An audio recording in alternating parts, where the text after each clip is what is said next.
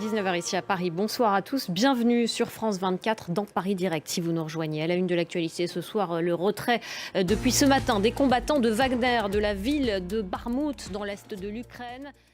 Et puis juste après ce journal, notre débat sera consacré ce soir au potentiel danger de l'intelligence artificielle et des possibilités, on parlera aussi des possibilités de régulation qui existent.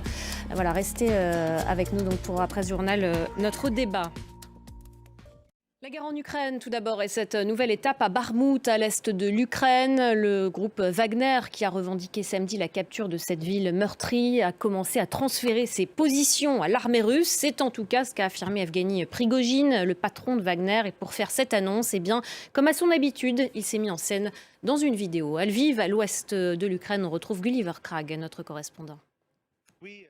Dans l'actualité également, la Chine qui accuse les États-Unis et leurs alliés de désinformation, alors que Washington a dénoncé une cyberattaque d'ampleur parrainée par Pékin. Washington qui a averti que des campagnes similaires pourraient avoir lieu dans le monde entier. Marc Pope.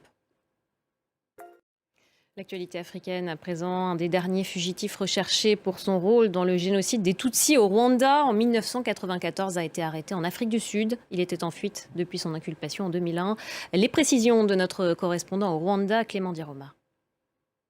On en vient à ce coup de théâtre alors que nous sommes à un peu plus d'un an des Jeux Olympiques de Paris. La présidente du comité olympique français a démissionné en cause des rivalités et des conflits internes. Regardez. Et enfin, cette disparition, Tina Turner nous a quittés hier à l'âge de 83 ans. Les hommages, vous allez le voir, affluent dans le monde pour saluer la mémoire de celle qu'on surnommait la reine du rock'n'roll. Axel Simon.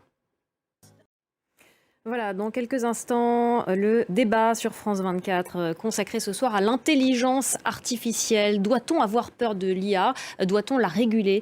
On va en parler dans quelques instants. Restez avec nous.